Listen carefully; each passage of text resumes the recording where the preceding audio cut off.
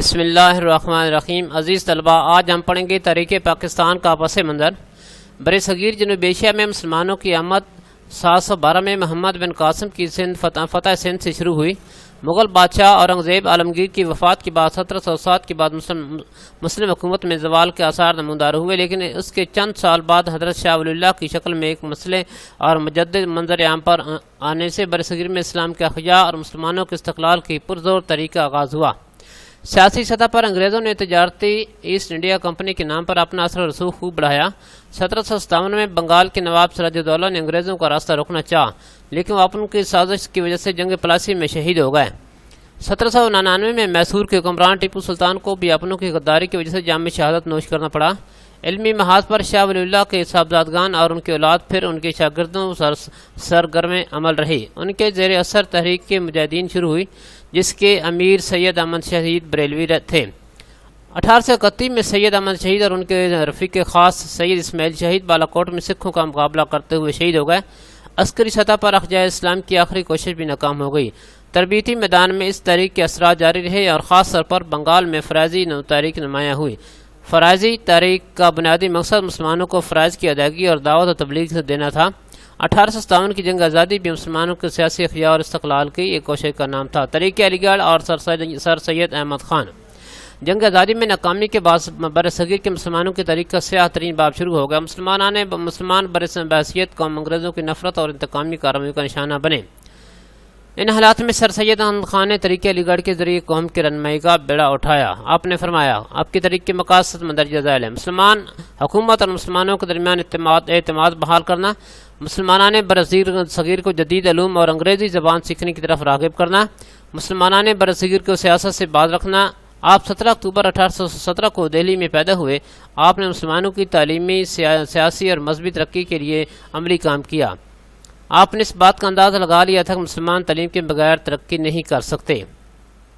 1859 میں آپ نے مراد آباد میں ایک سکول قائم کیا۔ 1863 میں آپ نے غازی پور میں سائنٹیفک سوسائٹی کی بنیاد رکھی۔ آپ نے 1875 میں علی گڑھ میں جو سکول قائم کیا وہ 1877 میں کالج اور 1920 میں یونیورسٹی بن گئی۔ 20ویں صدی کے شروع میں مسلمانوں کا پڑھا لکھا طبقہ ایسی تعلیمی ادارے کا تعلیم یافتہ تھا۔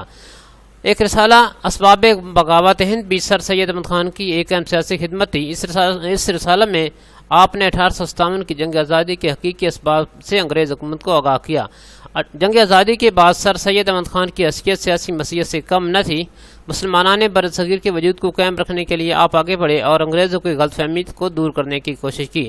سر سید احمد خان سیاسی طور پر مسلمانوں کو کمزور سمجھتے تھے، اس لیے انہوں نے 1885 میں قائم ہونے والی انڈین نیشنل کانگریس میں مسلمانوں کو شامل ہونے سے روکا۔ انہوں نے مسلمانوں کو تعلیم کی طرف توجہ دینے کے لیے کہا تاکہ مسلمان پہلے تعلیم حاصل کریں اور پھر سیاست میں حصہ لیں۔ سر سید احمد خان کے کارنامے ان کی زندگی تک محدود نہ تھے، بلکہ انہوں نے اب ایسی تاریخ شروع کی جس سے ان کی وفات کے بعد بھی قومی خدمات کا کام جاری رہا۔ تقسیم بنگال۔ برطانوی ہند میں بنگال کا صوبہ آبادی کے اور رقبے کے لحاظ سے دیگر تمام صوبوں سے بڑا تھا۔ یہاں کا اقتصادی اور معاشی نظام مکمل طور پر ہندوؤں کے کنٹرول میں تھا۔ 1905 میں جس وقت لارڈ کرزن ہندوستان واسرائے تھے، ان کی سفارش پر برطانوی پارلیمنٹ نے انتظامی سہولت کے پیش نظر بنگال کو 2 حصوں میں تقسیم کر دیا۔ انگریزوں کے مطابق اتنے بڑے اور وسیع صوبے کا انتظام صحیح طریقے سے چلانا ایک گورنر کے بس کی بات نہ تھی۔ اس تقسیم کے نتیجے میں بنگال کے 2 صوبے مشرقی بنگال اور مغربی بنگال تقسیم کیے گئے۔ تقسیم میں بنگال سے ہندوؤں اور مسلمانوں پر مختلف اثرات مرتب ہوئے۔ مسلمان اس تقسیم سے بڑے خوش تھے کیونکہ مشرقی بنگال میں مسلمانوں کی اکثریت تھی جو ایک نیا صوبہ بن گیا، لیکن ہندو اس تقسیم سے ناخوش تھے۔ وہ ہرگز یہ برداشت نہیں کر سکتے تھے کہ پورے بنگال پر ان کی اقتصادی اور سیاسی اجاراداری ختم ہو جائے۔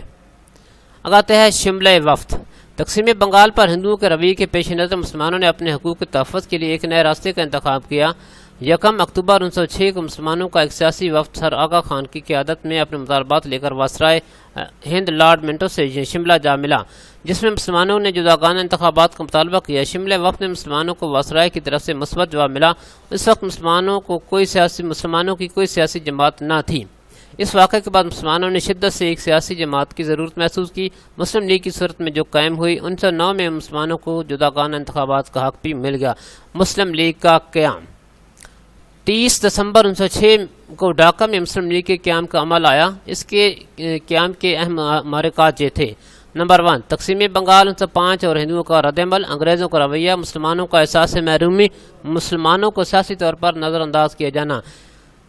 ان محرکات کی وجہ سے مسلمان جو انگریز اور ہندو تعاون کی وجہ سے دب گئے تھے متحرک ہوئے اور ایک مشترکہ سوچ کے دائرے میں آ گئے۔ مسلمان لیڈر اکٹھے ہو کر واسرا ہند سے ملنے شملہ گئے اور واپس آ کر اپنے آپ کو سیاسی طور پر منظم کیا۔ مسلم لیگ کے قیام کے چیدہ مقاصد مندرجہ ذیل ہیں۔ نمبر 1 مسلمانوں میں برطانوی حکومت کے لیے وفادارانہ جذبات پیدا کرنا اور حکومت کی کارروائیوں کے بارے میں ان کے شکوک و شبہات کو دور کرنا۔ نمبر 2 مسلمانوں کے سیاسی حقوق کی حفاظت کرنا اور ان کے مطالبات کو حکومت کے سامنے پیش کرنا۔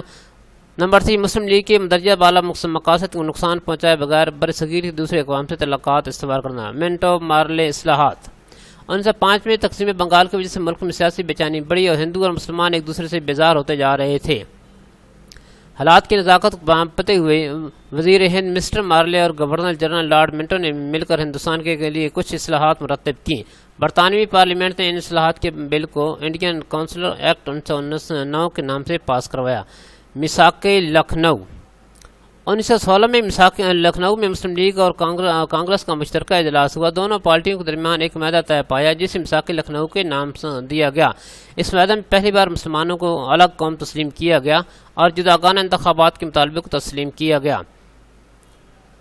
قبل ازیں 1909 میں منٹو مارلے اصلاحات میں اس مطالبے کو حکومت پہلے ہی تسلیم کر چکی تھی۔ میثاق لکھنؤ کی بدولت قائد اعظم کو ہندو مسلم اتحاد کا سفیر قرار دیا گیا۔ طریقۂ خلافت 1914 میں شروع ہونے والی پہلی جنگ عظیم میں ترکی نے انگریزوں کے خلاف جرمنی کا ساتھ دیا۔ جنگ میں جرمنی اور اس کے حلیفوں کو شکست ہوئی۔ جنگ کے خاتمہ پر ہندوستان نے اپنے حلیفوں کو ساتھ ملا کر ترکی کو سعودی عرب، شام، عراق، فلسطین اور اردن کے علاقوں سے محروم کر دیا، جس سے ترکی کا وجود خطرے میں پڑ گیا۔ اس طرح ترکی کی خلافت کو بچانے کے لیے برصغیر کے مسلمانوں نے 1919 میں ایک ملک گیر تحریک کا آغاز کیا جسے طریقۂ خلافت کا نام دیا گیا۔ اس کے مقاصد مندرجہ ذیل ہیں۔